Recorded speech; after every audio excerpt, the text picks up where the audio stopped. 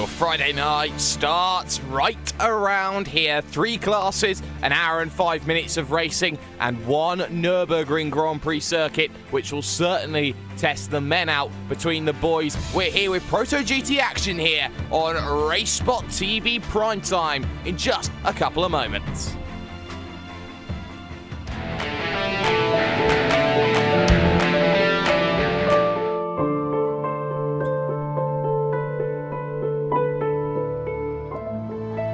When I sat in the car, you always wonder, what's it going to feel like? You know, it was my first time driving a mid-engine GT car. You know, my thoughts were, wow, this is really good for our first time in a car. I was really surprised by it. You're sitting low, you got the A-pillars at steep angles, the windshields at steep angles, you can see the fender flares. I think we have a chance to win. Everything's got to go right, but I think we have a car that can win the race or be on the podium. But can you imagine how cool that would be to go back 50 years later to the year and do it?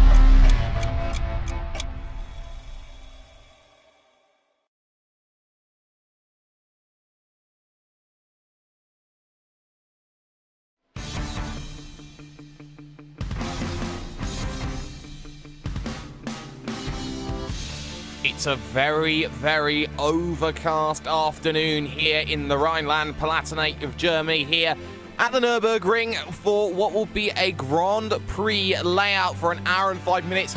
Track temperature's just 19 degrees on the track. It's going to be cold. Tyres are going to have to take a while to heat themselves up, and it's going to be a big, big challenge getting everything sorted here as qualifying currently underway here at the circuit of the Nürburgring. Good afternoon, good evening, good morning, ladies and gentlemen. It's hashtag Do You Mind Jake Sperry filling in for the absent Will Vincent today, joined, of course, with our favourite regular here in the form of Mr. Connery Maddock. Connery, 3 classes today, class action, an hour and 5 minutes, and this is going to be a very, very difficult circuit to be racing at.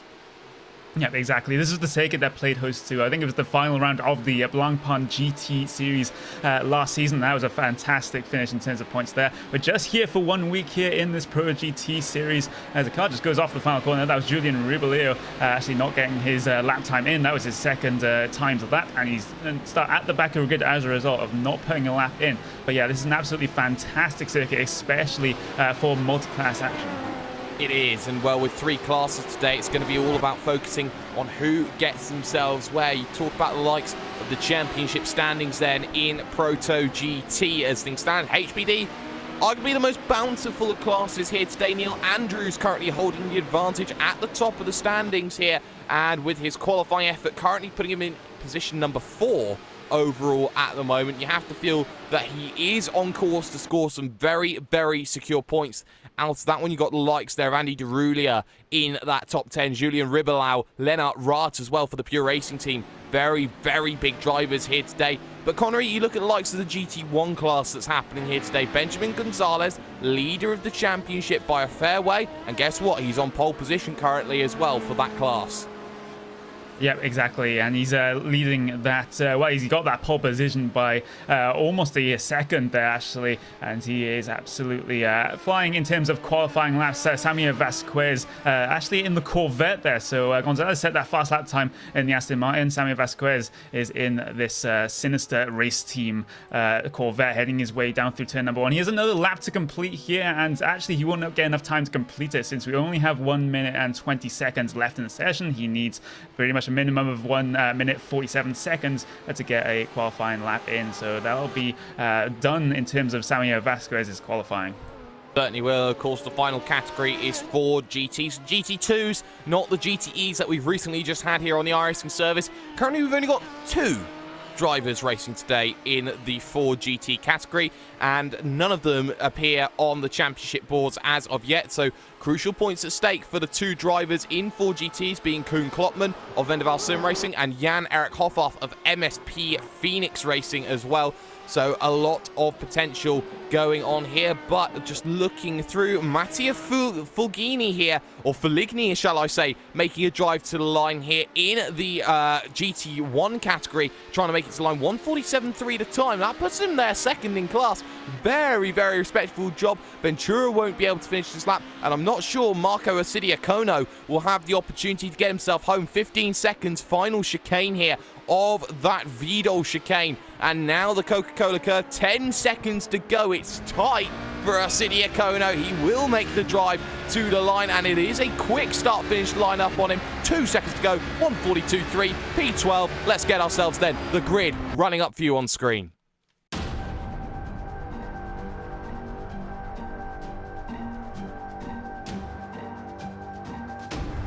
Patrick Schneider then will get himself up on pole position, 140.470. He's joined on the front row by Thrustmaster Movano's Marcus Hamilton.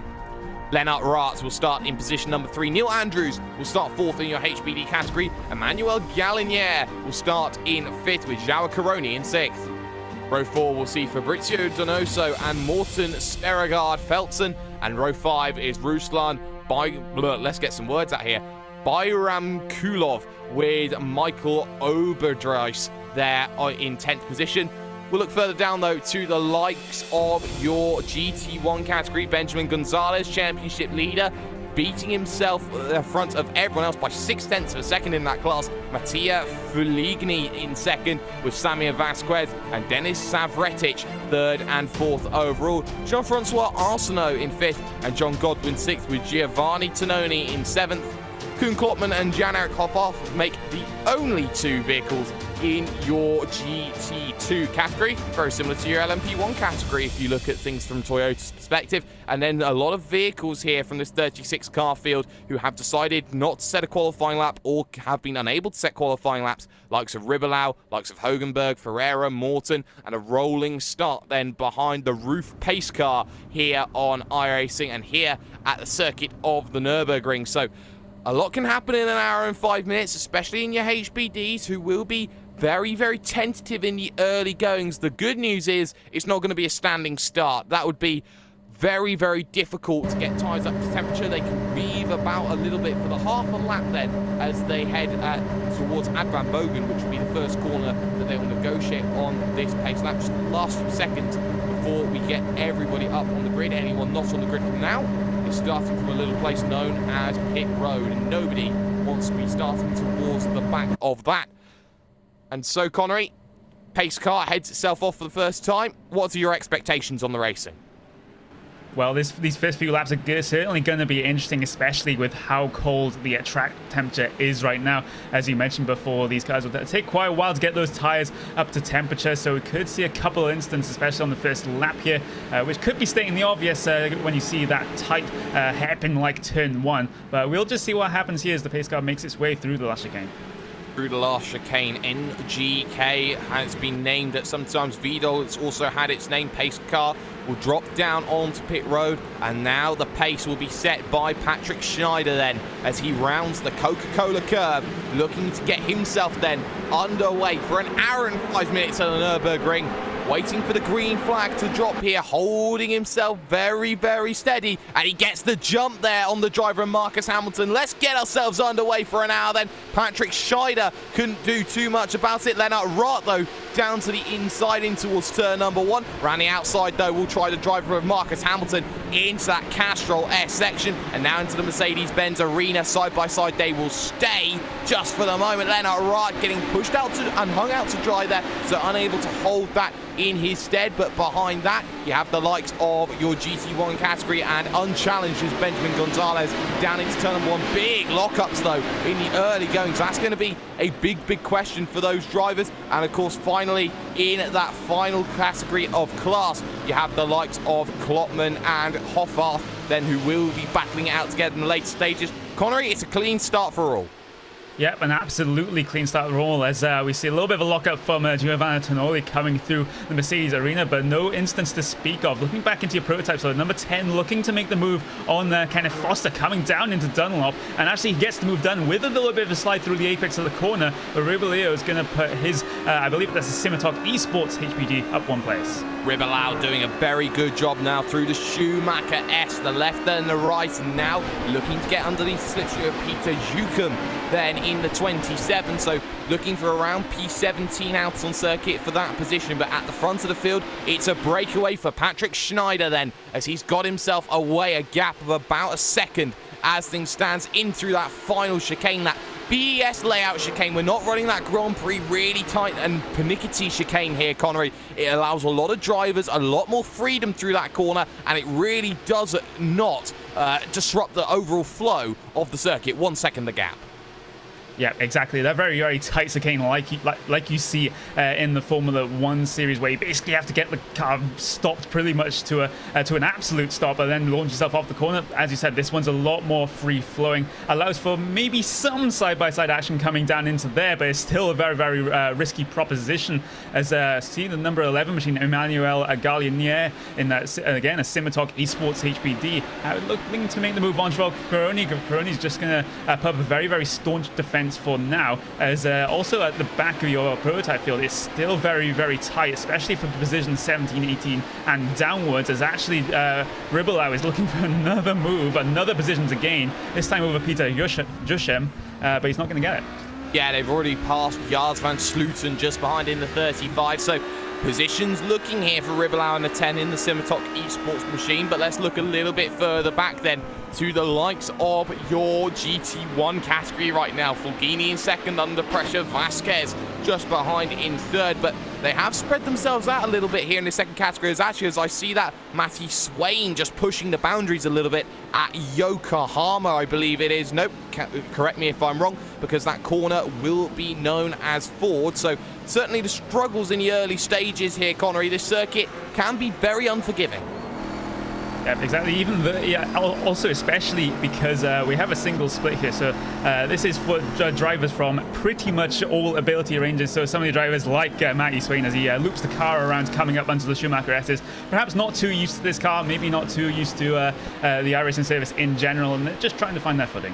Yeah, trying to find their footing, but two drivers who won't need to find their footing, if you argue, are the two GT2 category drivers, Koen Klopman and Jan-Erik Hoffarth, two drivers that you would really put up towards the front of any form of endurance team. Vendaval Sim Racing and, of course, Jan-Erik Hoffarth as well. Very well represented here. And if you talk about their overall pace in GT2, they are actually staying on the back of the final driver in GT1, being Francesco Leone, doing a very good job there. So the number 1 machine doing a very good job. That indicates, Connery, that he has the highest I rating out of everybody here. Yeah, exactly, and we'll just come across the line to complete lap 2, going on to lap 3 for these 4 GTs, and they're sticking together, so this might be a duel right to the end for your only 2 cars in your GT2 4GT class. We'll just have to see if that happens, as actually number 25, Carlos Ventura, was actually having a very slow moment coming out of the, actually had a little bit of a spin coming out of the Mercedes arena, and there was also an instant ahead of him previous to that. Kenneth Foster in the number 34 cars also having issues in the Mercedes arena, so for those 2 drivers, that's not how you want the opening laps to go. No, it certainly isn't. And actually keep an eye on Ribelau again, because the 10 is trying to get down the inside of the 27, but Jushem putting up a good defense there as they head in towards Warstein's big, long right-hander. Look to get the power down as quickly as you can and use the slipstream to your advantage, the likes of Janssen in front, Van Hattem, all of them looking to try and use the toe, one after the other after the other. It's difficult to make a move down into here, but Ribelau is going to be a driver who's going to try. In the end, he has to back out of it because he wasn't able to be close enough in terms of that battle. But I want to keep an eye out here on drivers like Morten Sørgaard, Feltzen here in the 20 machine, because in the middle of this pack here towards the front of the field, position number 8, under a little bit of pressure here with the likes of Arsidia Kono behind, Obadrice there, and also Byron Muklov, who will certainly be a very, very difficult driver to work with. So you've got 5 drivers here, all in this train, all looking to try and find that one big error. Yep, exactly. And number 20 driver is actually doing a very, very good job here in that very, very white HPD ARX, the Club Scandinavia driver. Still in that 8th place in which he qualified, so a good opening couple of laps for him. And the driver behind him, Marco Arsidia Kono, if I get that pronunciation right. He's up a couple of places already, up into P9 from a starting position of P number 12. He's looking for more though. He is looking for more, and this very much difficult corner of the Dunlop hairpin will be difficult for Arsidia Kono as he runs wide off of the exit, catches a lot of the curb, a little bit of the gravel as well. It is going to really compromise his run up the hill, but he's lucky that he's got that draft in front to stay within touch of Morten Stergaard Feltsen, as Feltsen has a little bit of a twitch heading into that big left-hander of RTL. Towards the front of the field, though, Lennart Rath starting to drop back a little bit here from Marcus Hamilton in the battle for position number 2. And Marcus Hamilton, a driver here, Connery, who many people have seen over the years as one of the best HPD drivers in the world. Formerly part of Friction Racing, now has made that jump to Thrustmaster Movano, and a step up for Hamilton means that he gets a lot more support from a very, very well-recognised team. Yeah, exactly. And it's fantastic to see drivers who deserve to be in big teams actually moving up towards those premier teams in this whole iRacing service. And Thrustmaster Movano is certainly one of them, even though they don't have the accolades like the likes of Team Redline or Coanda have. They're still a team that is pretty much always up there in anything they compete in, and it's good to see Marcus Hamilton join them. It certainly is, and Arsidia Kono is through on Morten Stergaard Feltsen. That was done down into turn number 1. Very good job in front of them, though. Emmanuel Galinier versus Joao Caroni. Caroni taking a lot of grass then as he headed through that big left-hander, heading down the hill in towards Ford, and again running wide on the exit. Ford's a very difficult corner, Connery, because of the fact it is downhill, and you are really worrying about how you hold that vehicle when it deals with such an adverse camber change. Yeah, exactly, and especially out of the Ford chicane and also coming down into the braking zone of the Dunlop curve as well, because that corner is slightly cambered as well, and that poses a very unique challenge for us because look at the drivers. There's not going to be the usual line you would take through that corner as if it were flat. As I look back towards these GT2 cars, in fact, Koen Klopman and Jan-Erik Hoffhoff still very, very close together, even though Koen Klopman did pull out about 0.3 of a second last time by. Even though there are 2 drivers in this GT2 class, they're still going to maybe try and fight it out if they can get close enough. Maybe they can here as far as things go. One driver failed to make the start, and that was Benjamin Morton. Aside from that, we haven't seen any major incident of sort really that has ended people's races. So Hoffhoff and Klopman, the battle that will go together for quite a bit on circuit. The other battle is in GT1 with the likes of the 6 of Mattia Fuligny here, and the likes of Samir Vasquez and Denis Savaretic here. 2, 3, and 4 all together on circuit, all looking to try and find a way past another. But at the moment, it seems here, Connery, that nobody really quite has the magic formula to make a pass. Yeah, that definitely seems to be the case, and no one's going to be close enough to make a move coming up into the final chicane here. They're all way, way too spread out for that to be the case. But Samuel Vasquez, though, the highest place Corvette at this moment in time. He's stuck in a basically Aston Martin sandwich right now in that P number 3. And the next best placed Corvette, well, that should be down in towards a P number, I believe that is P number 5, I believe that is. 1, 2, 3. Yep, I think that's P number 5. That is Jan Contact, and it's between Galinier and Caroni. Sorry to cut you off. That's down into the Dunlop hairpin. Let's get a replay up on screen for that. They've been fighting side by side, and he went to the inside, did that driver of Emmanuel Galinier for the Simitok Esports team. But in the end, it was a defensive line taken in the middle of the road, which Caroni was allowed to do, Connery. And in the end, just a little bit of contact, front to rear, and it ended up with Caroni getting the brunt of the incident. Yep, exactly, and that was just, they just had a little bit of a tag coming down into the entries to the corner. There's enough space on that inside line for Galinier to put his car. Instead, he tried to get a more advantage on the entry, just cutting it very, very close to the number 4 there, and that just resulted in the number 4 just getting almost hooked around the front of Galinier, but instead he just pushed towards the exit, had to take a trip through the gravel. No other cars collected in that one either, but you gotta say, Joe Ferroni, he's the one that's definitely come off worse. Yeah, he certainly has. He's now back behind the driver of Andy de Ruyter, so back down into position number 12 overall then for his day. Not what Joao Caroni would be thinking of as the good idea, but just Julian Ribelau for the Simtok Esports team. He's now up into position number 13 through on Jan Bol and Dirk Janssen and all those lot, and he's done that pretty much in the time that we've been spent away from him. So Julian Ribelau up an astonishing 19 positions in 10 minutes, Connery.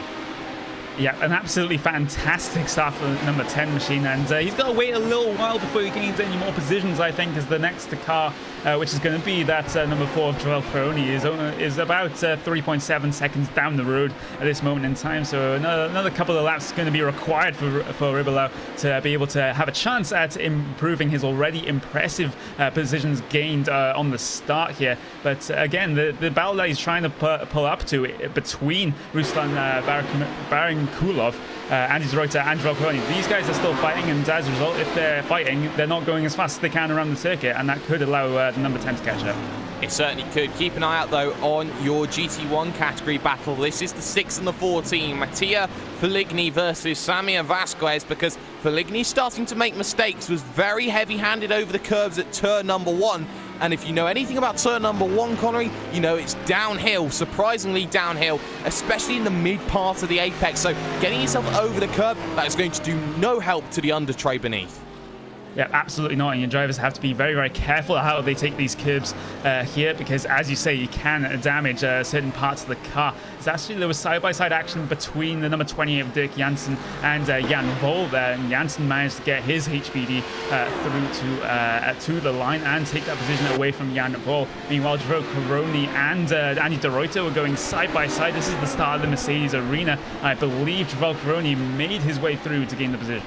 He did, and he's got that position very well done. Joao Caroni now looking at Ruslan and Byron Muklov, who will be a very difficult customer to get past, mark my words about it. But traffic becoming an issue for the very first time as Matty Swain gets out of the way of Fabrizio Donoso. So a lot of things can happen in the early stages, as now the GT2 category will look to get caught up in just a moment's time. The gap is 1.5 seconds between Klopman and Hoffarth now here, Connery, but now that we're getting traffic like Sir Patrick Schneider, your race leader, really approaching them at a rate of knots, it's about how those vehicles in GT2 direct the traffic for the HPDs. Yeah, exactly, and just as that was happening, in fact, the number 8, your current prototype race leader, is sliding his way all the way through turn number 11 and turn number 12 there, so that's going to lose him a little bit of time, but he's already ahead by about 2.2 seconds last time by, so he has a little bit of a gap to play with as he negotiates this GT2 traffic. Just one more car to go in terms of GT2 at Incon Club, and he'll get past very, very nicely coming down the pit straight. The next bit of traffic is going to be GT1 traffic. The first one's going to be Francesco Leone, number 31 machine, and then he's going to come up on the likes of the number 3 and the 23, Giovanni Toni and John Goodwin. Yes, he will. So Patrick Schneider now with 2.9 seconds of an advantage, 3 seconds you could call it, doing well. And the issue now for Hamilton, as he tried to get around the driver Yannick Hoffarth, he now has a certain Pure Racing team driver of Lennart Raas just behind. So now Marcus Hamilton under a little bit of pressure. Here is the English number 2 driver now down to the inside of Klopman, who will get out of the way of one, but doesn't get out of the way of the other here, and he's got every right to hold his line and wait for somewhere safe, to the agony of Lennart Raas, who did all that work to get back up together. And as quickly as the gap opened up, the gap has just stayed at around a second and a half. And for Lennart Raas, he can't get too frustrated about that, because he knew he was entering a very difficult part of the circuit, Connery.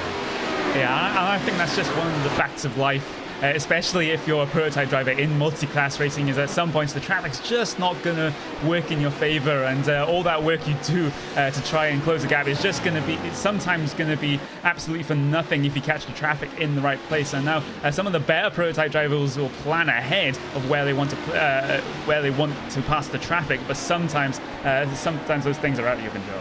Yeah, sometimes they are, and it's very difficult being lap traffic as well. Keep an eye on this battle, though, going on in your HPD category for position number 10. Overall, the 19 versus the 4. Ruslan Bayramukhalov versus Joao Caroni here. The battle of all the consonants that you can put in your names. We absolutely love it here at RaceSpot TV, but Bayramukhalov right now heading himself through that BES chicane here, that left, right, and getting himself through the final corner. Traffic coming up ahead, though, here of Jan-Erik Hoffhoff. Should get out of the way before the time they get to turn number 1, but they've got to use all the power and a little bit more here in those HPD Honda engines. And, well, now making that charge towards turn number 1. Stick it on the outside. They're going to catch, and very well played, actually, from Hoffhoff, leaving himself on the outside. Will compromise the exit, though, for the driver of Joao Caroni. Gets a big tank of oversteer on exit, and now has to take the long way round of the Ford GT. Yeah, exactly. It's not actually lost him all that much time in terms of catching onto the back of Bayramukhalov there. As Gulov just struggles a little bit on the exit of the Mercedes arena right there. But again, like Caroni, not going to lose too much time as a result of that one. Other close battles, especially in your GT1 field. This battle for P number 2 is still raging on between 3 drivers, Mattia Fugluni, Samuel Vasquez, and Denis Savaretic, as they head their way through the final chicane and into the Coca-Cola turn at the end of this lap. And let's see if Vasquez can do anything to get onto the second step of the podium as it stands right now. But it's still quite a while to go in this race. We still have pit stops to come. Yeah, we certainly do, and strategy is going to be crucial on the one-stop game, as everyone will look for a little bit of fuel on the brakes right, and a huge amount of smoke from the driver of Mattia Feligny. You argue if he's actually using a handbrake or something down at turn number 1, the amount of smoke is coming off of those tyres. And the more smoke that's actually coming off of those tyres, the more they're being worn. Again, another lock-up into turn number 3 in the Mercedes-Benz arena. If he's not careful, he will start wearing that tyre out a lot, maybe even flat spot it if he's not careful. Yeah, he has to be very, very careful doing that, because the tyre wear is definitely going to be a factor. Maybe not as much as in this race as in some of the other races when you do full stints or multiple full stints on those tyres, as Vasquez just runs a little bit wide coming out of the Ford curve. But again, not going to lose too much time as a result as they head down onto the brakes into Dunlop right now. But yeah, Fugluni continues to lock up those tyres. Those front tyres especially are just going to give up by the end of this race.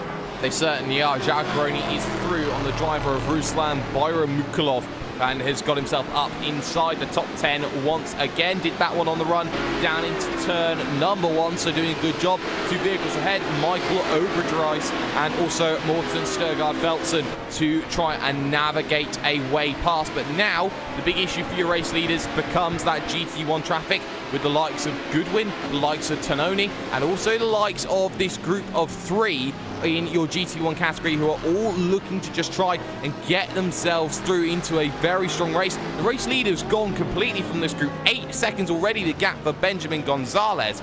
And Benjamin Gonzalez has completely epitomized what it means to be a GT1 driver. You cannot catch Benjamin Gonzalez.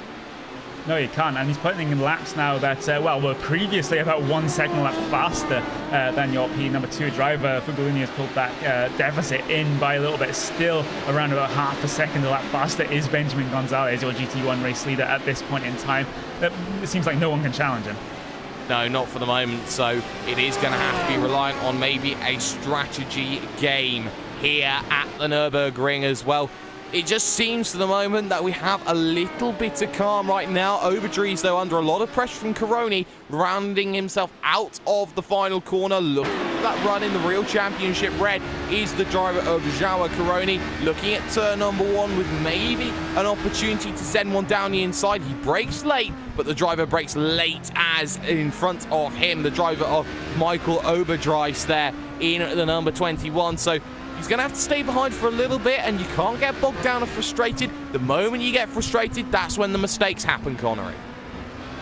Yep, exactly, and you've got to understand that Caroni has already been involved in an incident earlier on this race, and he's currently down what is 4 positions on his qualifying position right now in terms of the class positioning. So he's not having a great day already. Let's see if he can use the rest of this race to try and recover a few positions, recover a few points.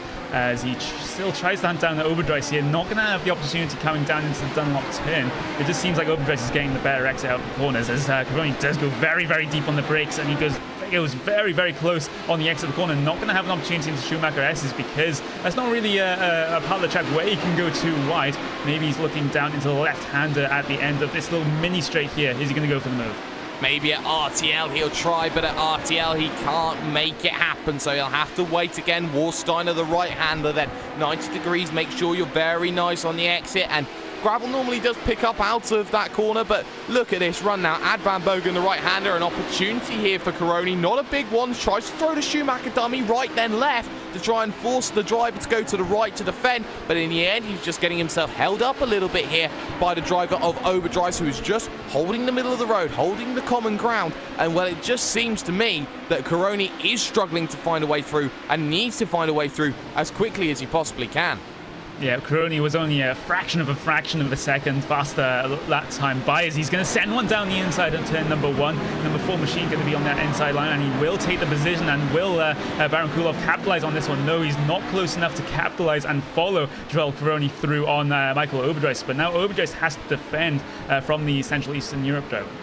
You talk about Overdrive thinking about his safety rating and iRacing. He left an entire iceberg's width of room, and that is a lot for Overdrive to be dealing with now as he drops back into position number 10 overall out on circuit. But look at the traffic now that is going to start being caught by the driver of Schneider. He's still got that GT1 battle going on. Savaretic, Vasquez and Feligny right now, and well, for Vasquez he is a lot closer as Savaretic, yes, is being dropped off of the rear right now, as there's a little look from Vasquez down in towards NGK, but isn't going to have any real opportunity, and in fact does struggle through the mid part of the corner to really close that gap back down. Feligny is just running a really, really nice pace here, but now Schneider will be the next driver who will be looking to close in on absolutely everyone.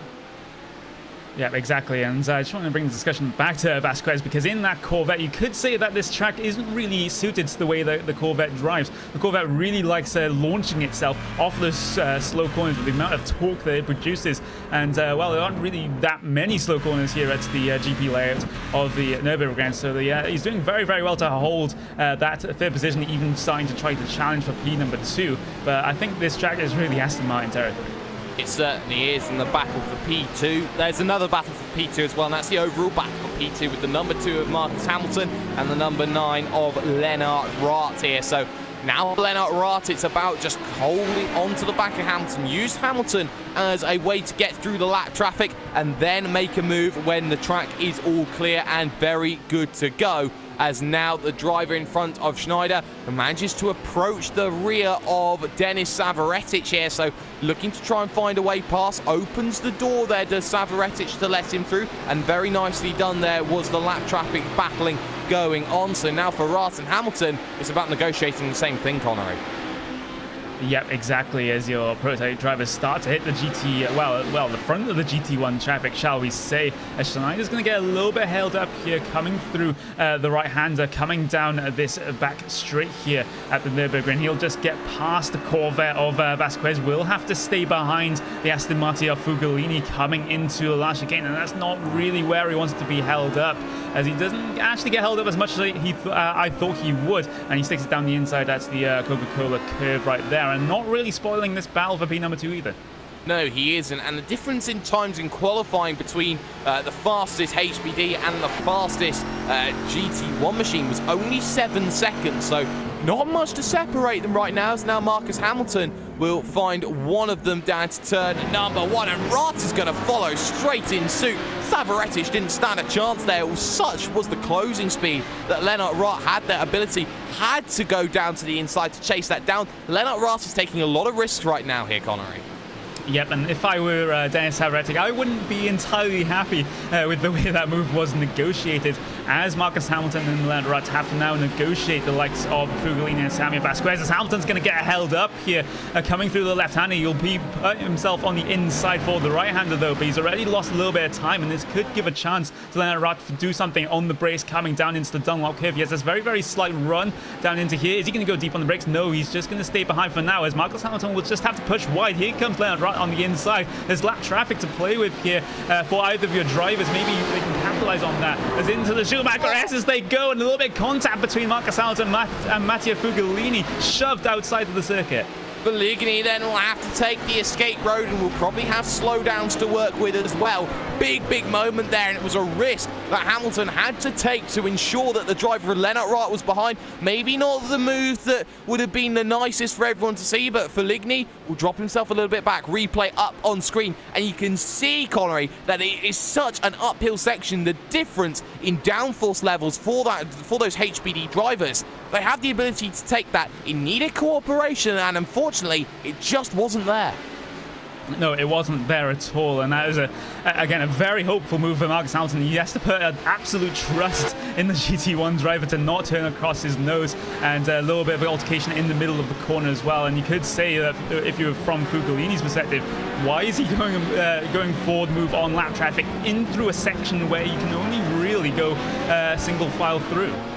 Yeah, that is a very big question to be had. Looking at this battle between Ribelau and Topfer, so Ribelau has certainly dropped back quite a bit then over these last couple of laps. Maybe he's decided to come in for his pit stop, which is the most likely of the options for the driver of Julien Ribelau. Yes, the 10 has decided to come down in to make his first stop. Early stop there, Connery, so strategy already coming into play here as we're heading towards around half an hour's distance.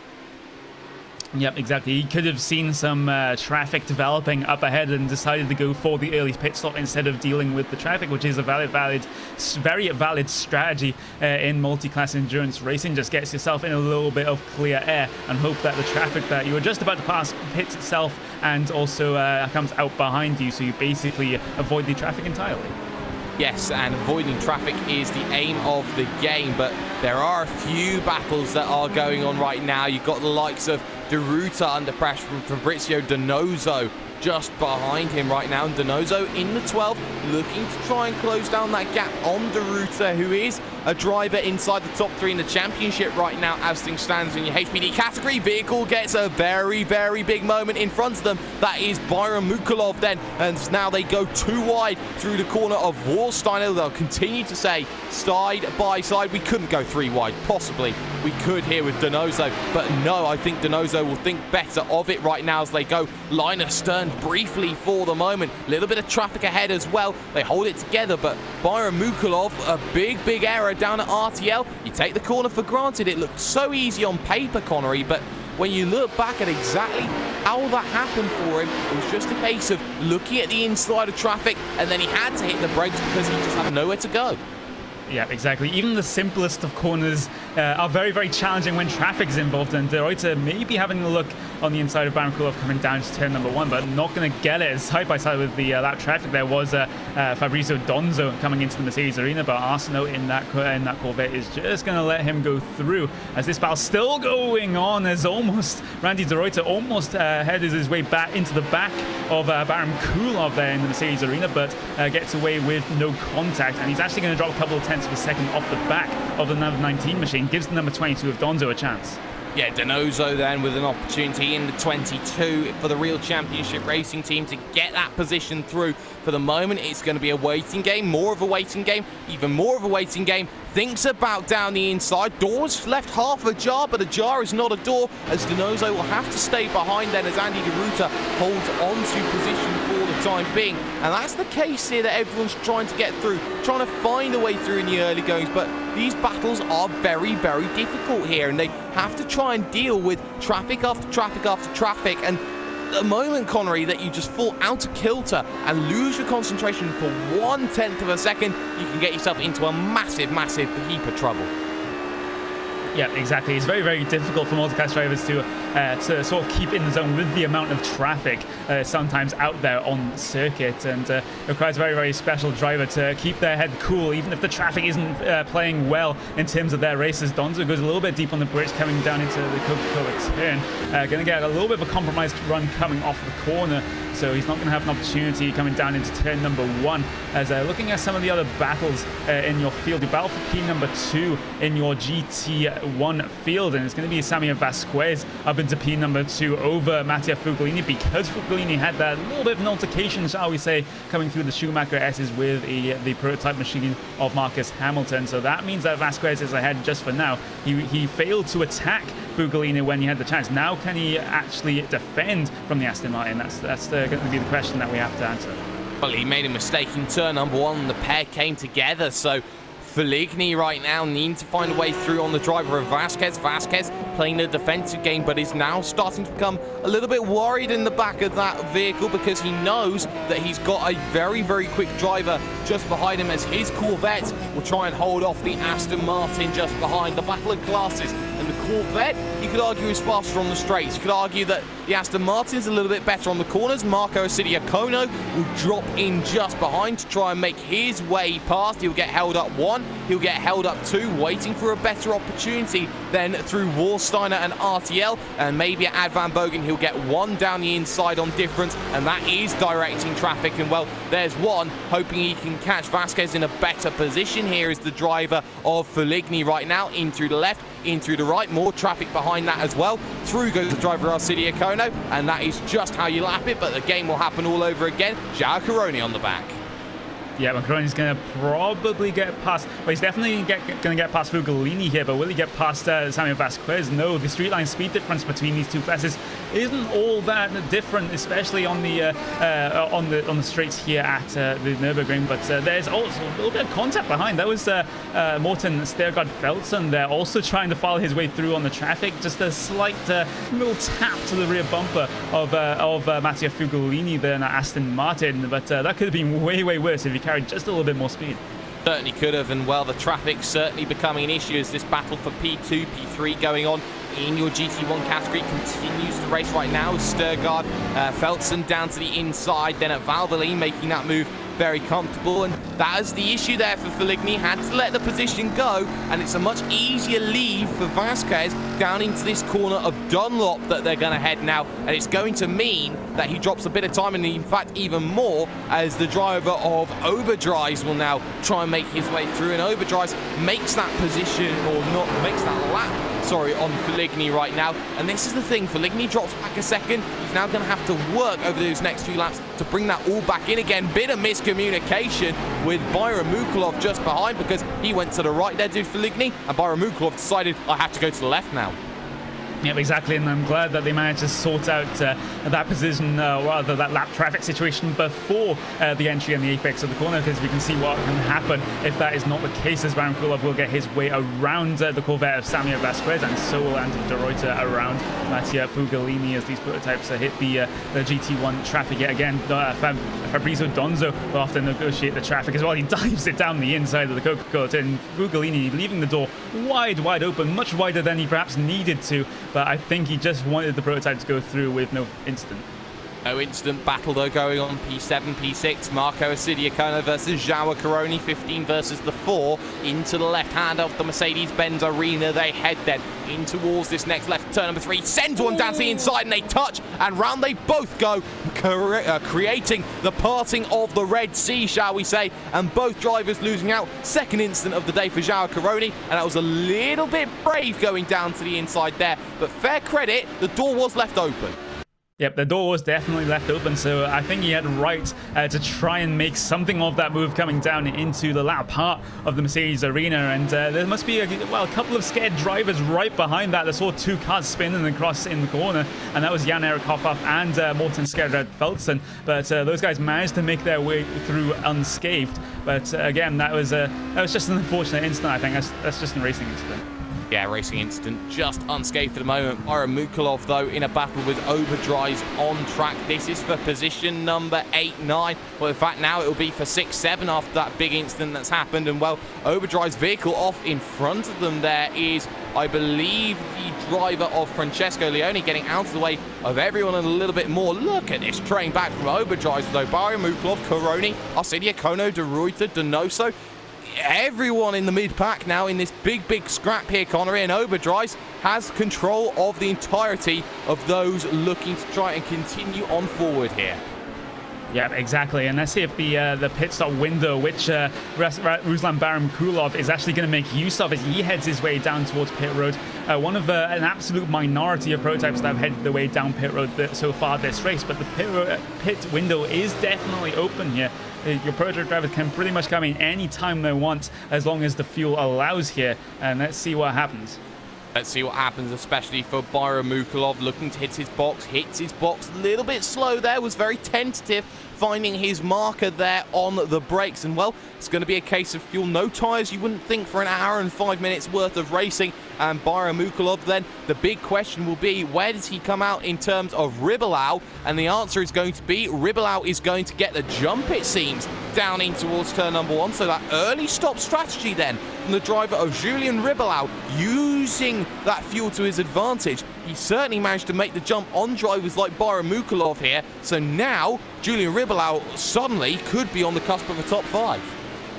Yep, that definitely seems to be the case. Let's see how the rest of the drivers' pit stops turn out as we have a look back towards that battle that we were speaking of between the likes of Overdrive, Crony, and Arisiakono. And they're heading their way into the latter half of the lap now. It's actually a big moment there for Andy De Ruyter, and another moment ahead of him from Arisiakono. Two drivers, completely unrelated incidents there coming through the left-hander. Reuter was the first one to have his as he didn't get the car turned at all, didn't even get the car slowed down at all, I would argue. And then just a couple of seconds later, Arisiakono having trouble on the exit of the same corner, spinning in the middle of the track. Unbelievable scenes we're seeing then as the replay there just seen on screen. Arsidia Kono struggling then in the mid part of this event in the HPD category, and that is going to be a really big thing come the end of this race. Side by side though, as there was contact between Van Sluten actually and Arsenault right now, and that for the moment is not for position, that is for lapping right now. And Arsenault certainly not letting that one go, finally does, but a little bit of misdemeanors, shall we say, there from the driver of Jean-Francois Arsenault. Yeah, and that was on the exit of the right-hander just before the back straight, and yeah, a little bit of contact there between the two classes, which is never what you really want if you're part of any of the classes involved, as Julien Ribelau is actually not going to have as many issues that Van Sluten did getting past Jean-Francois Arsenault as they head their way down into turn number 1. Still, the majority of your prototype field have not come down pit road yet. So is the case for your GT1 field, as number 14 and Samuel Vasquez have a little bit of a chance over Matteo Fugolini, because Fugolini has managed to get himself back through up into P number 2. But there's some prototype cars coming up on these guys. Dirk Janssen is going to make his way around Samuel Vasquez, and he's going to get a little bit held up by Fugolini there, and he's going to get held up again, I suspect, coming up into the 200S. Yeah, starts to get a little bit held up by Feligny, and again, getting himself a little bit sorted. Gonzalez, the race leader, though, in GT1, has come down in and made his stop. So now Feligny is the race leader as things stand here, but will need to make that stop here. Vasquez behind will just hope to stay in position right now, as it seems the pit stop window well and truly open here at the circuit of the Nürburgring. So now it's all about who hits their marks, who gets the numbers right, and who can manage to gain as many positions as we can. We'll focus, though, on this GT1 battle. In fact, we won't. Vasquez, though, will drop down onto the lane looking for the undercut, Connery. Yeah, exactly. And he joins a couple of prototype drivers on pit road, Marco Arisiakono and Richard Horgenberg as well, also down on the lane, as Vasquez just gets himself past pit entry. He's going to get his car stopped in his box, and yeah, this is going to be the undercut strategy for Samuel Vasquez. Not going to take tires, of course, and since we're basically doing one full stint on these tires in terms of endurance racing, so he'll just keep getting fuel to the end and just hope that Fugolini has a little bit of trouble, maybe with a little bit of traffic trying to come through on him. Yeah, and Benjamin Gonzalez already straight through as out comes Marco Arcidiacono in a world of nowhere. Hogenberg as well. And now Vasquez will look to get himself out and away. And he has himself Patrick Schneider trying to get past through then. The race leader as things stand as Topfer drives down onto pit road in the prototype category here. Battle for P2 in prototypes. That one hasn't gone away. No positions have changed, Connery, but Lennart Rott not willing to let this one go. No, he isn't, and you can tell that by his lap times. He was about 0.2 of a second faster that last time by, and he's doing very, very well. He actually had his fastest lap of the day on lap number 22, which is just 2 laps ago, so he's working really, really hard to close this gap, but perhaps before the pit stops here, trying to get the move done before the pit stops. But it's just not working for him right now, but he's there and can capitalize on any opportunity that arises if Marcus Hamilton makes a mistake at one of these corners around here at the Nürburgring. Yeah, and any corner is certainly a big challenge out on circuit. To keep everyone up to date then on the battle going on in GT2. Only 2 vehicles started this race today. Jan-Erik Hoffath and Koen Klotman. The Vendeval Sim Racing driver of Klotman holds the big advantage then overall, and I doubt there's going to be much that Jan-Erik Hoffath can do now, barring an incident, to hold a race victory, but he's guaranteed a second place, which is fantastic to see. But we'll focus though still on this battle P2, P3 in your prototype division. Rott versus Hamilton here, the 2 versus the 9, as we head towards 40 minutes and beyond in this event. And now is going to be about who decides to drop in and when they decide to drop down onto pit road. Hamilton makes that run very nicely. Rott will follow in pursuit. And you know what? Now's the case for Lennart Rott. I reckon he's trying to go as long as he can. They're playing chicken against each other, but at some stage someone's got to make the call over the radio, do the opposite of what the driver in front's doing. Yeah, and it wasn't really a great lap there for Lennart Rott. 141.2 compared to Marcus Hamilton's 140.9. So pulling out 0.3 of a second is Marcus Hamilton that time by. But he has a little bit of traffic to deal with in the form of Samir Vasquez, who's already made his pit stop from inside the top 3 of your GT1 field, and has to force Marcus Hamilton to go around the outside of the latter part of the Mercedes arena and gets well out of the way of Lennart Rott as well. Yeah, it gets well out of the way there. So for Samir Vasquez, he does a very good job down on pit road of dealing with the situation there of those 2 quicker drivers making their way through. But I want to keep an eye out though on the battle that was going on, shall we say, for GT1, but that has severely subsided with Savaretic now quite a fair ways off here, the driver of Feligny. So Feligny doing a good job keeping himself out. Will Savaretic drop down onto pit road? Because it's going to be crucial compared to where he is and Vasquez is. Nope, they stay out for the moment, so waiting game resumes. Yeah, exactly. And I think most of these guys out here on circuit right now are just going until the fuel tank basically won't let them, and they have to come in to get that fuel tank topped off to go towards the end of this race. But it looks like the closest battle on track right now is that battle between Marcus Hamilton and Lennart Rott. And also it's going to be one involving Ruslan Baramkulov as well, and Lars van Slooten. That one's getting very, very close as well, as actually Marcus Hamilton, he does head his way down pit road. That was late from Marcus Hamilton. He went at the last possible moment, all over the lines and then some, and he was very, very close with the pit speed gun as well. So Marcus Hamilton makes the jump, decides to go early. Lennart Rott made a mistake at RTL. He felt that he had the gap, did Hamilton, and he wanted to make the move as late as he could so that he knew that Rott would not follow him down onto pit road. Hamilton drops down to the lane, hits his box. Now the fuel will be added in. There's no jacks up on the vehicle. No tyres are being taken. Where will Marcus Hamilton come out is a very, very crucial question. Following him in is Neil Andrews in the 5 from 4th position. And something to note, when they came in, the top 5, well, they hadn't changed positions. The answer for Hamilton, he really doesn't lose much time at all, as through will go Edu Vila right now, down in towards turn number 1. Hamilton thinking about it into turn number 1, but generally that's not worked out for him. He's got traffic. No, that was, well, unless he was forced to pit then, that was not the greatest time to come in down towards pit road, because he has to deal with traffic of his own class as Edu Vila gets his way out of the way of Marcus Hamilton there, and also Oberdreist dealing with traffic as well. Whereas Neil Andrews, because he followed Marcus Hamilton coming down on towards pit road, pitting from that P number 4 position, he has a little bit of clear air until he hits a little bit of traffic. and also more drivers down on towards the lane as well. Dirk Janssen on pit road, Peter Juschem and Jan van Hattem as well. And Lars van Slooten heads his way down pit road as well.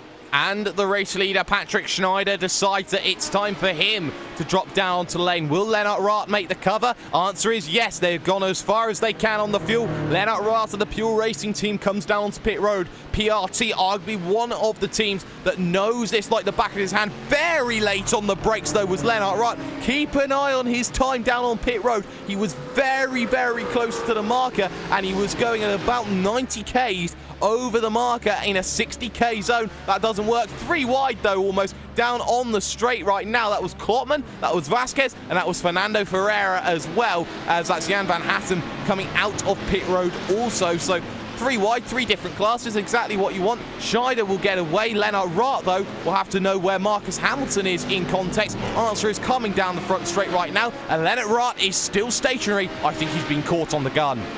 Yep, exactly. There goes Marcus Hamilton past Lennart Rath, as Lennart Rath still stationary in this box. It's a very, very long stop. Usually we see about 14-15 seconds for prototypes to get the fuel to the end, and he's been in that box for now for 30 seconds almost as he finally heads his way off of pit road. Did he have a penalty coming down to pit road? Because he mentioned that he was going fast, coming past those yellow cones at the start of pit lane. I think that's a penalty. It is a penalty, and that's huge because he now drops himself behind Neil Andrews now, who now moves up into the podium as things stand in the number 5 machine. Brilliant, brilliant work from Neil Andrews. Lennart Rath will now need to find a way past, and behind that, Gallinier is in position number 5 overall. Oberdry's then out, Caroni out, and Ribelau now with Caroni side by side. Big battle going on in the mid-pack. Very wide lines taken by the pair of them down in towards Yokohama turn number 1, and now into the Mercedes-Benz arena. And Julian Ribelau from that early stop has now moved himself into potentially a top 10 finish here, Connery. Yeah, exactly. He's already up 13 positions for the day. Is that Senatog eSport driver of Ribelau, and he's gonna probably be looking to add 1 more to that collection of 13 passes gained today, as he tries to chase down Caroni. Caroni was very, very lucky that he came out ahead of Ribelau in that pit stop. Maybe if he went 1 more lap, maybe that wouldn't have been the case right there, as Neil Andrews, I believe, is having a couple of issues right there. He's already had an instant damage to the right-hand side of the car, I think, on that one. An instant on the right-hand side of the vehicle is going to be very, very difficult for Neil Andrews to deal with. So with a little bit of damage on that vehicle, you feel that Andrews now will have to go a little bit careful here out on circuit if he is to get himself back then into play in this one, because Lennart Rath will chase down and will look to close that gap, the difference, 4.4 seconds, the difference there, as it seems it's a clean vehicle actually for Neil Andrews. So 4.4 seconds the gap, traffic in front here in the battle for the final spot on the podium. Jean-Francois Arsenault is going to be the driver that Andrews needs to get past. Down on the brakes into this next left-hander of the Mercedes-Benz arena. Stuck behind, can't make a way through, needs to find a different way through. But for Lennart Rath behind, he's got to get past his own form of traffic in the form of Carlos Ventura. Yep, exactly, and let's just see what happens there. Neil Andrews will be through and pushes very, very wide, coming down into the left-hander there, and he's going to get back on track ahead of Arsenault, so he's not going to lose the position that he gained over the lap traffic right there. And, well, let's have a look at elsewhere in the race as well. The battle for what is going to be effective P number 2 in your GT1. Fugolini's down on towards the lane right there and getting the fuel towards the end, so Benjamin Gonzalez is likely going to be inheriting the race lead back. In fact, he's headed his way already down into turn number 1. So Benjamin Gonzalez leading the race in your GT1 field. Where are the likes of Savaretic though, and Vasquez? Vasquez is just heading his way out of the final corner. Matteo Fugolini is heading his way out of pit road, but I think Fugolini is going to have this by about 50 meters. 50 meters for Feligny, and he gets that one very comfortably as Vasquez gets lapped by Patrick Schneider, your race leader, out on circuit. So Feligny re-inherits second position and does so without really any worries at all. But we're going to focus on the battle for P3 going out here in your HPD category, shall we say. Lennart Rath trying to close the gap down, 142.3 that last time by. Compare that to Andrews, who did a 42.5, another 2/10 taken away from it. So Andrews now really starting to struggle here. Lennart Rath closing that gap in. It's down to just 3.2 2.2, I do believe, on circuit. In fact, scratch that, my maths is bad, 2.8 seconds. Yep, exactly, and this is just the number 9 machine of that, right, just trying to recover from that penalty he incurred coming down onto pit road just a smidgen too quickly for the steward's likings, and described him with that 15-second hold penalty in his pit stop, which he was actually able to serve in his pit stop while he was taking the fuel, because it was an infringement coming onto pit road instead of an infringement coming off of pit road. If it was coming off of pit road, he'd have to come in again to serve that penalty. That's why they say if you're going to speed onto pit road and not off of pit road. So now that is going to be something to keep an eye out on, because, you know, you have to close down that gap, and you've not got long to do it here in this event. 15 minutes is all that he has left. Overdrives, though, will focus on him in the 21, under a lot of pressure from Coroni in the 4, the real championship racing machine, in towards the right-hander of Dunlop, forces the mistake wide and thought about it, did Coroni, but had to jam on the Honda brakes there because he knew that Overdrives was just about going to close that door on him, and already the difference there personified, as he will now make his way easily past Jan-Erik Hoffhoff in the GT2 category.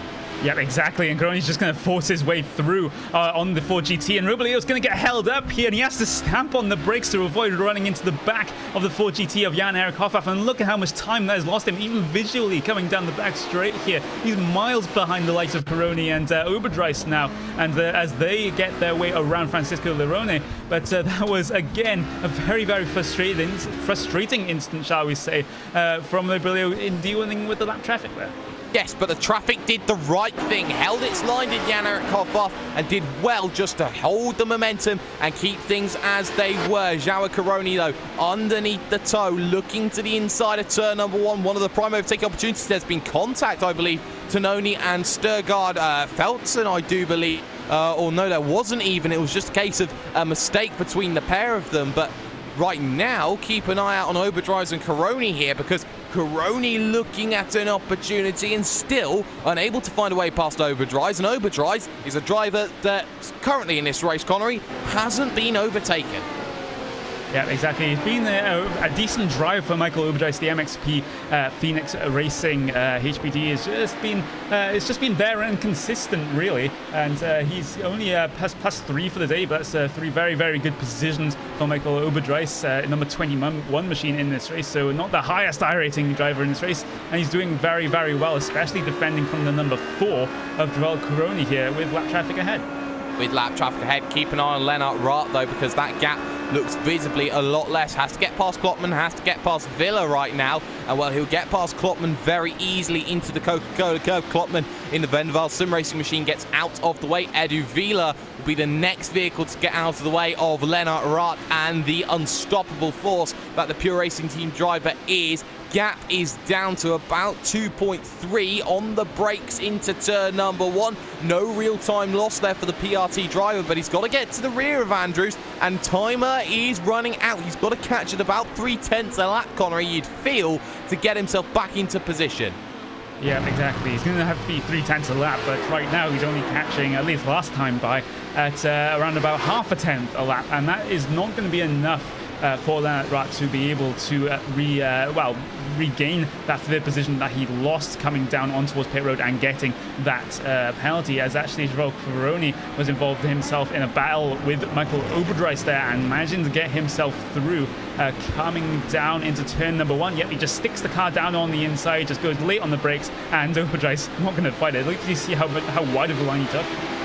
Yeah, you certainly do. It was like a poker player bluffing and getting called out on the bluff. It's, you got me, I'll move out of the way for you, and just shuffle on by and just hope that nothing else happens. The issue for Overdrive is Ribelau behind in the 10 might want to make a statement here and get position number 8 started, P32, and really has made the waves here during this race. But I want to focus on the race leader right now, and Patrick Schneider. 52 minutes, 57 seconds when he crosses the line. Has himself about 13 minutes then to go on the clock, and he's got a 12-second gap to Marcus Hamilton. The race is secure unless there's a bit of misdemeanor lap traffic. Yeah, exactly. The race is never really over, especially if you're the prototype leader, even though you have a massive gap behind to second place. Some lap traffic can just come along and basically ruin your day, as the 18 and the 23 are closing for the battle for what is P29 overall. And this is Jean-Francois Arsenault currently trying to defend from John Goodwin, but John Goodwin's just going to have to leave the inside open for the two prototype cars of Topfer and Valcaroni to make their way through. Yeah, and Caroni will look to get past Topfer, who is lap traffic of his own, and behind that, Overdrive will be waiting along with Ribelau as well, who will be looking to close in as we're going to go 3 wide, almost down in towards turn number 1, and Overdrive was caught out by all of it. Ribelau down to the inside, now stuck on the outside now for the Mercedes-Benz Arena, and now the traffic becoming an issue here behind that driver. Arsenault just going there 3 wide, then we go with HPDs in towards turn number 3, stays 2 wide. Overdrive holding it then on the outside, Ribelau there on the inside, now to the outside it's going to go, as now finally Coroni's going to get through. They almost touch on the run into Valvoline. They stay side by side still. Ribelau on the outside, turns to the inside, and what a beautiful move that was done by Julien Ribelau. Hats off to him. Yep, exactly. There could be another opportunity for Michael Overdrive to make a move coming down into Dunlop, as he maybe was thinking about threading the needle between the lap traffic and Julien Ribelau, but he's not going to make that move, and he's going to get a good run coming out of Dunlop, but the Michael Schumacher isn't really a place where he can make an opportunity of it. Maybe he can make an opportunity coming down into turn number 11, but bit by bit he drops back, maybe a little bit less downforce, maybe dealing with a bit, coming through the Michael Schumacher S is just dropping him back off the back of the number 10 machine. And the next on Ribelau's hit list is going to be Joao Caroni at number 4. It is, and Joao Caroni needs to deal with Ribelau and needs to deal with him quick. We'll keep an eye out, though, on the battle that's going on for position number 3 out on circuit right now. Lennart Rott has closed that gap down 1.5 seconds, but had traffic to deal with in the form of Samir Vasquez. So now with Feligny, the next vehicle for Andrews to try and get past. Big issues coming in then for the number 5 machine. The leader of the championship, Lennart Rott, is closing, and now he's got a dilemma. Does he try and fight for this position number 3 or wait for another day? He almost takes the back out of the driver of Feligny, and that's going to cost him upwards of a second, as now Lennart Rott all over the rear. Yeah, Lennart Rott's going to have an opportunity at some point, maybe later on this lap, but no, he goes a little bit too deep on the brakes coming into Dunlop, but he looks for the good run off, as actually Neil Andrews is going to get held up yet again by the lap traffic ahead of him, and this is going to be a very, very sketchy situation coming through the Michael Schumacher S's. Both prototypes have to lift out the throttle because of the lap traffic ahead of him. Neil Andrews will make himself go down the inside at turn number 11, and so will Lennart Rott, just clearing the lap traffic out of turn number 11, coming in down into turn number 12 here. Maybe Lennart Rott will have an opportunity coming down into the final chicane. He gets a very good run off. He will have the slipstream here, but does he go for the hopeful move? He does go to the outside, though. Defended was Neil Andrews. On the brakes they'll go, and Rott will wait for a better opportunity here. Looking to go slow in, fast out, set the run up. No, little bit too far back, but now round the Coca-Cola curve, if he gets a good run, he may have a half a chance then at this moment. He does have time on his side, though. That's the crucial thing he has to remember. He's got 10 minutes. Otherwise, you could say he's got about 7-8 laps to really make this move happen for him. And now in towards turn number 1, they stay together. But Neil Andrews, that's a second and a half gone by lap traffic, just staying in the middle of the road and not getting out of the way. The last thing that you want as a driver trying to lap people. Yeah, exactly. And a driver trying to lap people while keeping an eye on the car behind, challenging you for position. And that's exactly what has happened there with Neil Andrews, just losing a whole bunch of time to Lennart Rott. But over the first part of this lap, the first sector, he has extended the gap just a little bit to the number 9 machine. But overall, over the course of this race, Lennart Rott has been the faster car over the number 5 of Neil Andrews. And it's now Neil Andrews' position to lose. He has to defend this one with his life. He certainly does, and now they head through Dunlop, the right-hander, 180 degrees. If you're in America, you call it carousel. Heavy on the curb. On the exit, though, was Neil Andrews. He has to be careful about that, because the heavier that you go, you start damaging the rear of these vehicles. The under tray is so sensitive that you lose a little bit of top speed here and there. On the brakes, left-hander then of RTL, looking for Warsteiner now, of the right-hander here of turn number 11. Advan Bogan is next, running wide off the exit, though, is that driver of Andrews. He gets lucky, but the tyres are sullied now. They're a little bit dirty with the gravel there on the outside. It's really nice and refreshing to see that. Rott thinks about the outside again, looking to set the run up again. Needs a better better run this time here through NGK, and again, he's just stuck a little bit, Connor. He just doesn't know where to find the next big move.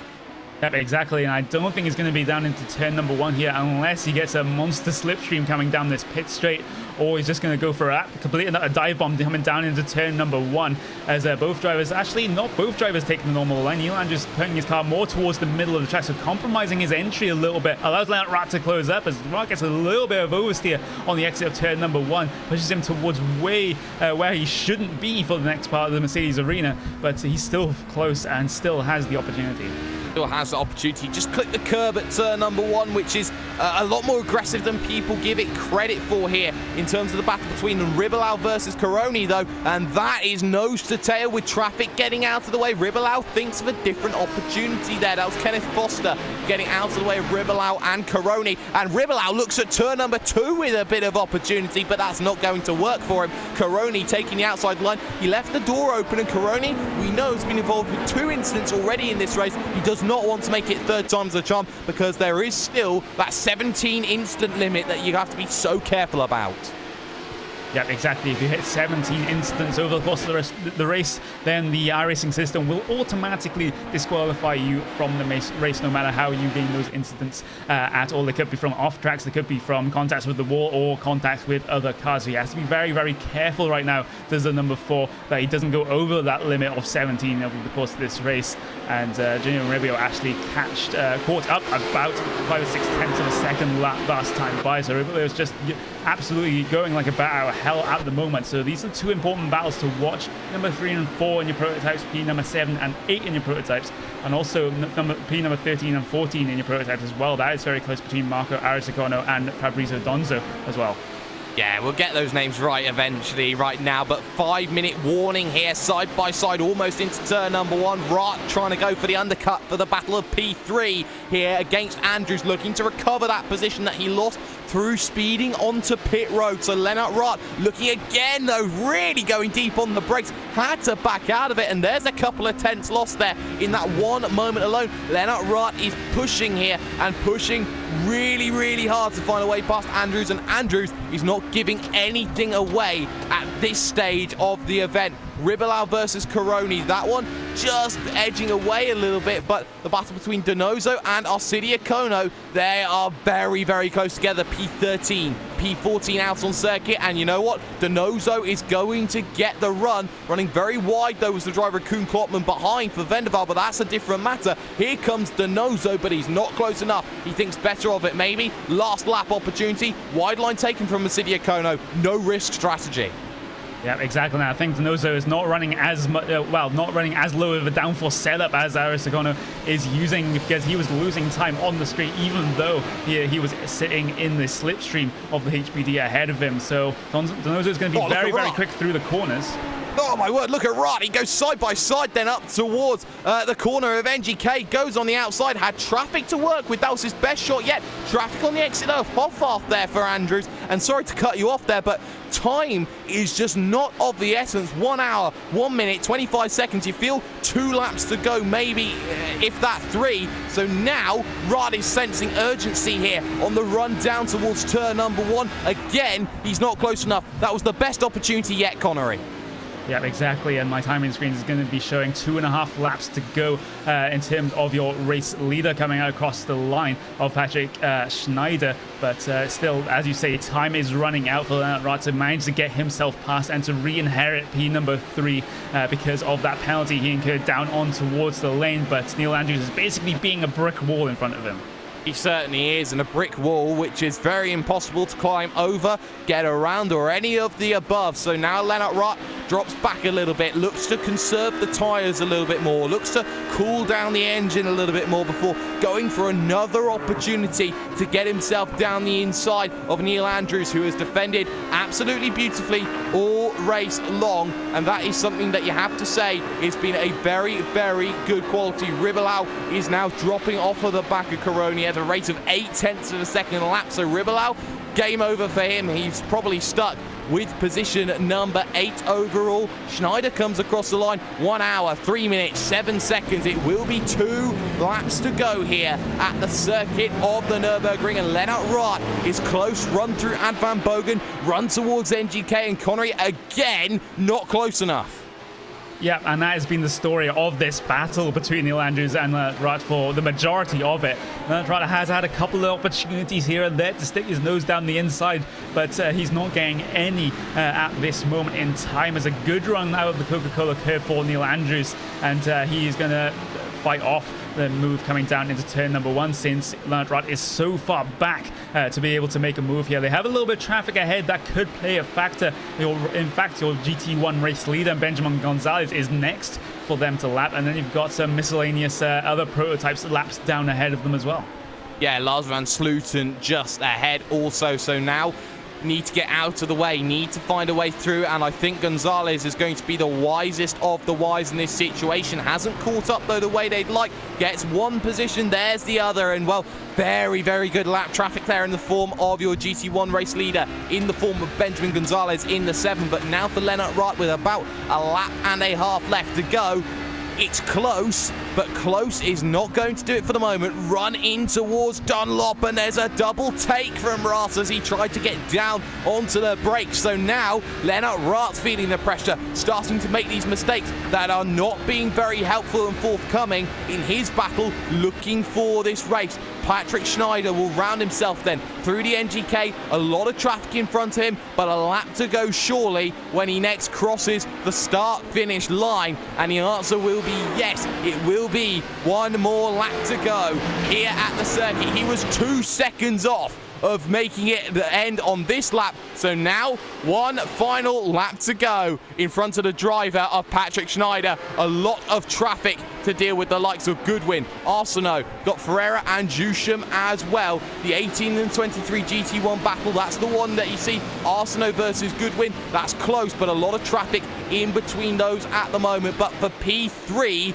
at the moment, Andrews has just done enough at the moment. Rath can't do it into turn number 1, and his best opportunity has now fallen by the wayside. The 9 of Lennart Rath needs to do it somewhere where Andrews is not expecting it at the moment. Mercedes-Benz Arena, turn number 3, not going to happen then, just for the moment. And now into 4, the 90-degree right, which feels like so much more. Rath is fading here in the final stages, half a second the gap, and you feel it needs a mistake now from that driver of Andrews, who has been pitch perfect in this battle of minds between these two, to hold off position number 3 at the moment. Marcus Hamilton has certainly closed down that gap though here in the battle for that. I believe it was the driver of Schneider trying to close everything off before the end, before the checkered flag. It hasn't worked. It brought the gap down to 5 seconds, but a lot of traffic in front to deal with. 3 GTs, 3 wide, no way. Don't make this risk on the final lap. Schneider, as he runs towards NGK, he gets himself around the outside, 2 of which were his teammates of MSP,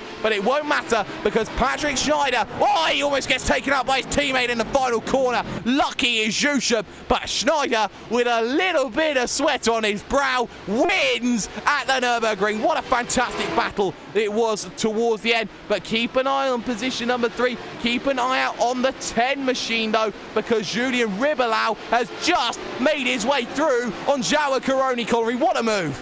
Yeah, that was a fantastic move, especially when you saw how big the gap was in the dying moments of the lap. We thought it was all over between these two drivers, but Julian Ribelau managed to get himself in front. And having a look back, Lennart Rath and Neil Andrews have made their way across the line, and it's going to be Neil Andrews that successfully defended that position. But Julian Ribelau, fantastic race for him, and it's going to be plus 15 for the day. As long as he can negotiate the chicane, and as long as he can negotiate this final corner, that'll be plus 15 for the day for Julian Ribelau. Fantastic drive from the back of the grid. It is, and what a race we are having here. Fugolini, or let's get this right, Feligni right now, doing a good job to get P2 overall in class. Benjamin Gonzalez, who has already crossed the line, is your winner in GT1. And actually at the death, Klotman has actually managed to run into issues. So Jan-Erik Hoffarth will steal it away from Koen Klotman in the final few laps of this event. Drama up and down your field here today. Let's get ourselves then the final results, a classified result, shall we say, from the circuit of the Nürburgring here in your ProtoGT series. And well,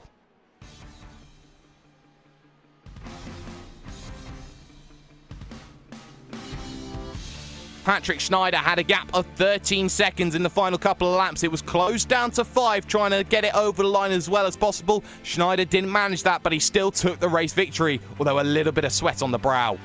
Marcus Hamilton will finish second for Thrustmaster Movano. Neil Andrews, a great staunch defense against Lennart Rath in fourth. Galinier will finish fifth, with Sturgard Feltzen finishing overall in sixth. Seventh position will go to Julian Ribelau, taking it away from Coroni. Overdrives will finish in ninth, with Andy DeRuta running out the top 10. And then you look at the second page of your prototype division right now, like some Marco Sidiacono struggling towards the end. Peter Jusham almost taking out the back of the likes of the race leader on the final corner. And then you got likes of Donoso, who failed towards a very slow end incident with Arcidia Kono. And then you got likes of your GT1 field. Benjamin Gonzalez, championship leader, domination at this race, and does very well to get that victory over the driver of Mattia Feligni. Samir Vasquez will finish in third position. Nice battle between Arsenault and Goodwin as well. And finally, the last two vehicles were the drivers of Jan-Erik Hoffath and Koen Klotman. Technical issues take the victory away from Klotman. Jan-Erik Hoffath will take the GT2 category overall. Well, ladies and gentlemen, we're going to step aside for just a couple of moments. The post-race show coming to you on Racebot TV and iRacing Live in just a couple of moments' time. You're watching Racebot TV Prime Time here with the ProtoGT series.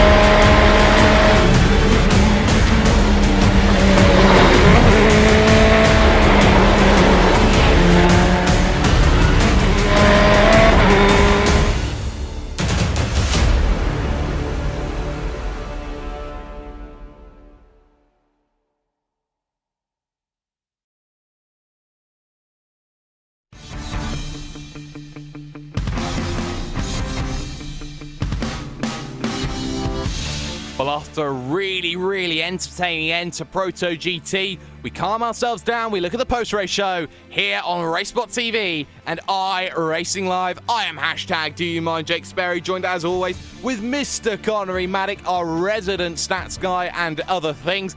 Well, Connery, what a fantastic race it was. Schneider tried to time it to the line to do one last lap, get out of school early. He got it wrong. He almost got it so wrong that his teammate took him out in his own battle down towards the end of the field. You talk about those battles with Fernando Ferreira, Peter Jusham.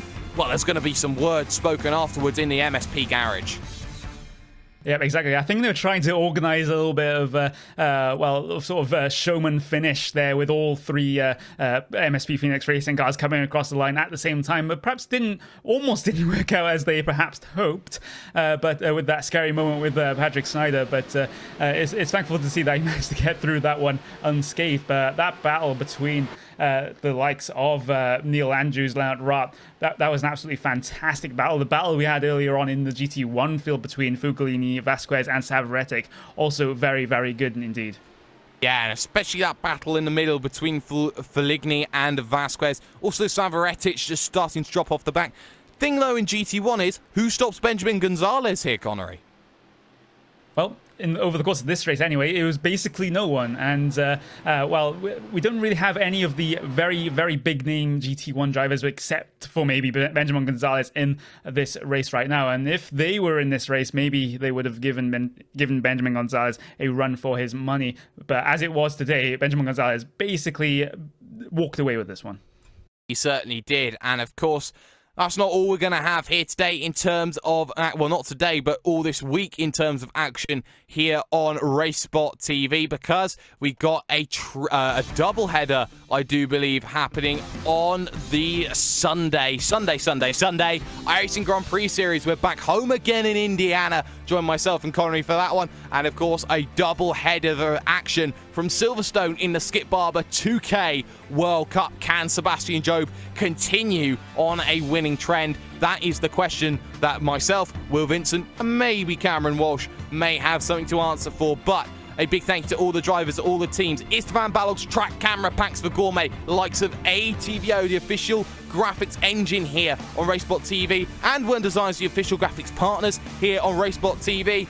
And of course, that has been Mr. Connery Maddock. That has been Mr. Hugo Louise behind the cameras. I've been #DoYouMind Jake Sperry, and well, in just 1 week's time, Friday Prime Time happens again. Make sure you join Will Vincent for that. And as always, we're going to see some brilliant, brilliant action. Have a good one.